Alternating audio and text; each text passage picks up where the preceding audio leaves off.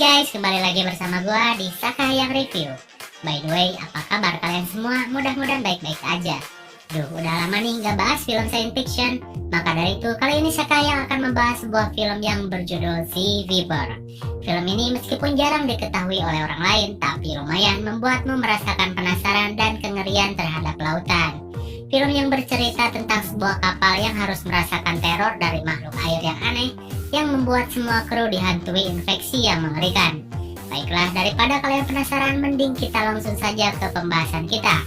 Dan seperti biasa, jika kalian suka dengan channel ini, silahkan subscribe aja, biar gak ketinggalan video-video menarik lainnya.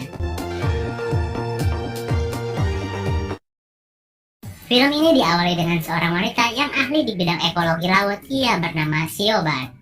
Dan untuk kepentingan penelitiannya, maka ia ikut dengan sebuah rombongan kapal penangkap ikan yang akan segera berlayar.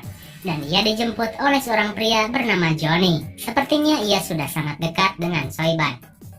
Lalu mereka masuk ke dalam kapal itu dan melihat-lihat keadaan sekitar. Diperlihatkan ruangan-ruangan dek di kapal itu. Lalu ia dipertemukan dengan kapten kapal yang bernama Gerard dan juga istrinya yang bernama Freya. Tapi bukan Freya Mobile Legend ya. Mereka berbincang-bincang seputar maksud dan tujuan Siobhan ikut ke dalam kapal mereka. Lalu Siobhan menjawab, ia hanya ingin mengetahui jenis-jenis makhluk laut yang mungkin akan ia temui di penangkapan ikan dan akan mendokumentasikannya. Mereka pun tidak keberatan dengan maksud dari Siobhan. Lalu ketika Siobhan pergi ke haluan kapal, ia membuka kupluknya dan terlihat ia berambut merah. Lalu kru yang lain melihat rambutnya dan terlihat ketakutan, karena mereka mempercayai bahwa jika wanita berambut merah ikut berlayar, mereka akan terkena sial. Namun mereka sudah mendapatkan bayaran dari Siobhan dan mau tidak mau mereka pun harus berlayar. Kemudian Johnny memperlihatkan tempat tidur Siobhan dan kapal itu pun berangkat untuk menangkap ikan yang telah ditentukan lokasinya. Singkat cerita, ketika mereka berlayar, Siobhan melihat ke bagian mesin. Lalu ia bertemu dengan Omid.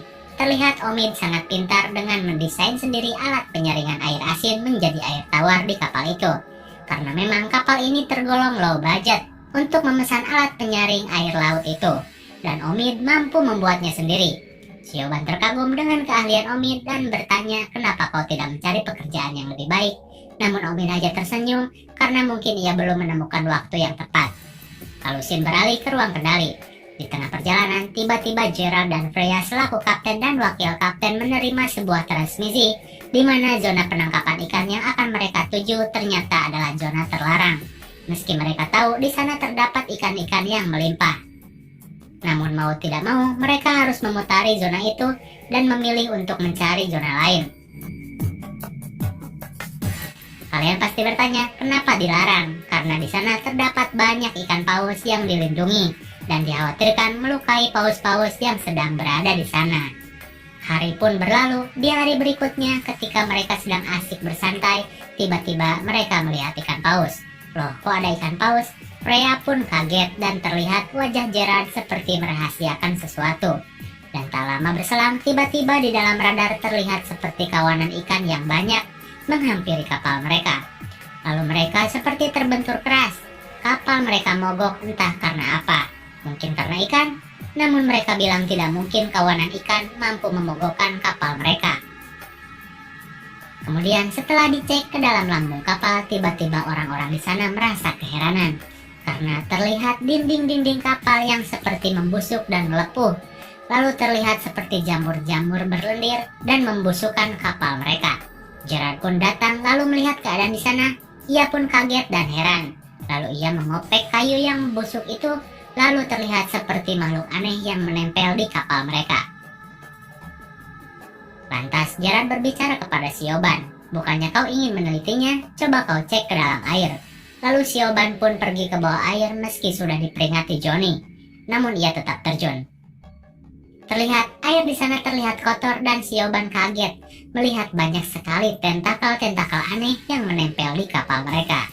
Dan setelah Siobhan melihat ke bawah, terlihat seperti monster yang sangat besar, bisa dibilang seperti kraken. Ia kaget dan terlihat tentakel-tentakel itu hampir mengenai Siobhan. Ia pun naik ke permukaan dan terlihat shock. Ia pun ditanya Gerard, Ada apa di sana? Sioban tidak bisa menjawab secara detail karena ia pun masih belum mengerti makhluk apa itu. Yang jelas ukurannya besar dan memiliki tentakel yang banyak. Lalu Gerard mengartikan hal itu sebagai cumi-cumi raksasa. Ia ingin menangkapnya.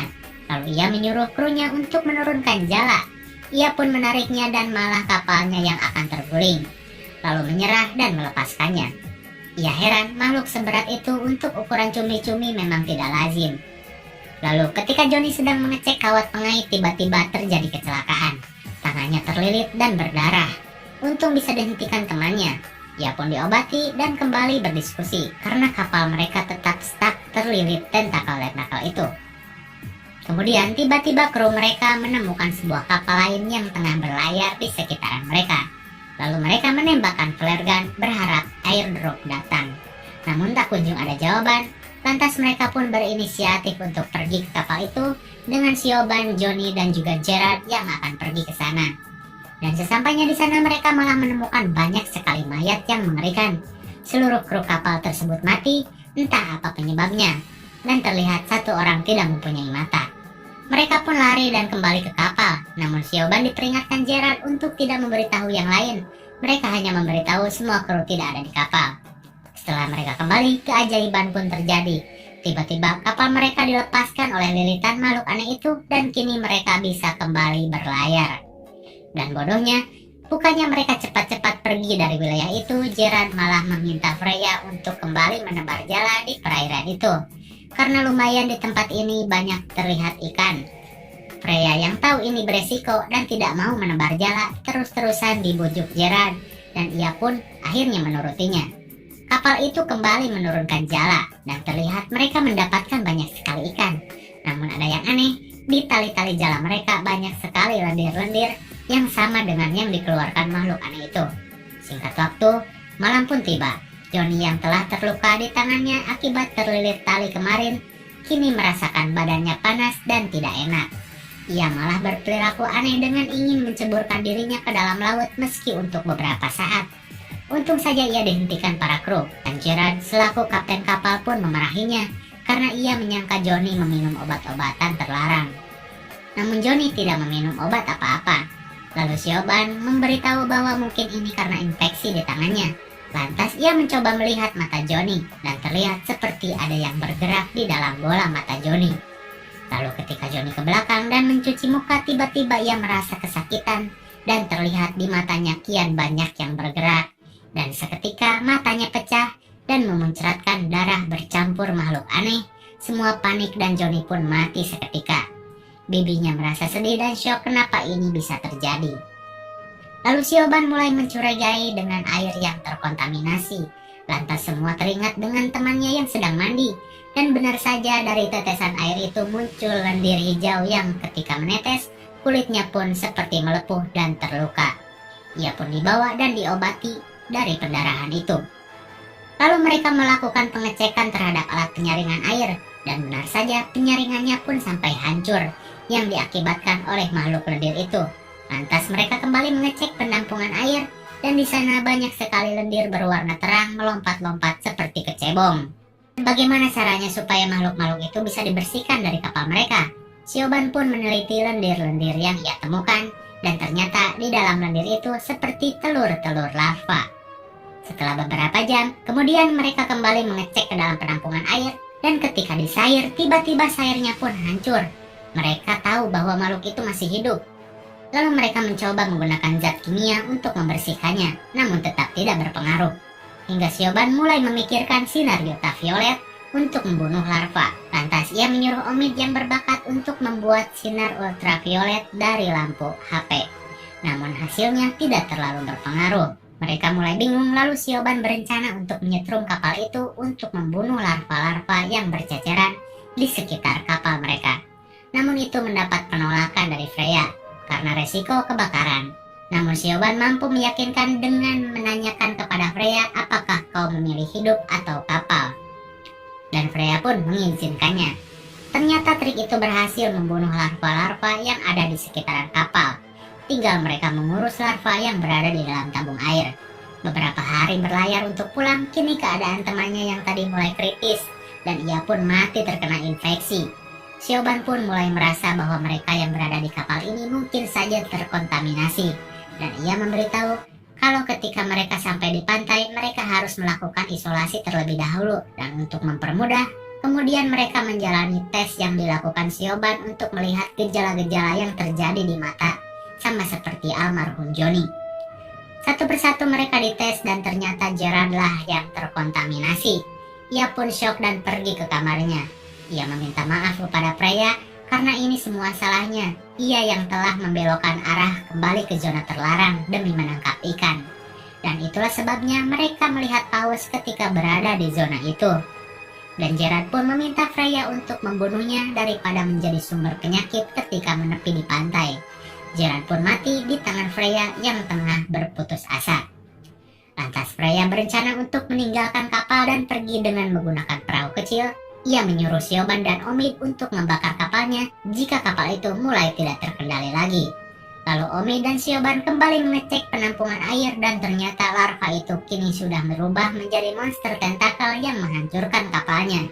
Kapalnya akan tenggelam, tapi sebelum itu Siobhan membakar kapal itu juga berguna untuk sinyal darurat. Dari kejauhan, terlihat ada kapal penyelamat yang akan menghampirinya. Dan Siobhan menyiapkan perahu karet, namun karena Omid yang grogi, ketika ia menuruni tangga, ia pun terjatuh ke dalam air dan ia tidak bisa berenang. Siobhan pun nekat menyelamatkan Omid dari serangan tentakel-tentakel monster itu. Omid pun berhasil diselamatkan, namun Siobhan tergigit di tangannya. Ia tahu bahwa dia terkontaminasi dan tidak bisa pulang. Lantas Siobhan menceburkan diri ke dalam air meninggalkan Omid sendirian. Siobhan menyelam mendekati makhluk itu. Mungkin di pikirannya meskipun ia harus mati, setidaknya ia mengetahui makhluk apa itu. Namun Shin tidak memperlihatkan kembali nasib dari Siobhan. Tapi gua pikir ya Siobhan pasti udah mati. Dan Omid pun berhasil diselamatkan regu penyelamat di pinggir kapal yang terbakar. Dan film pun berakhir.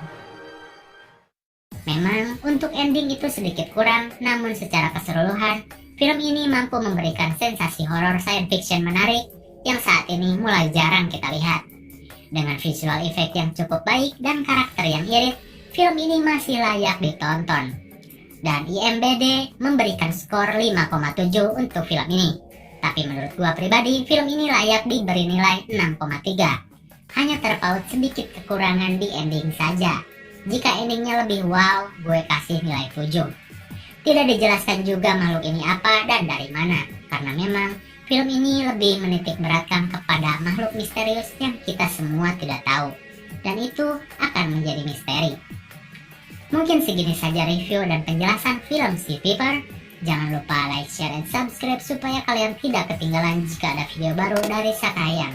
Thanks for watching and see you on next video. Bye bye.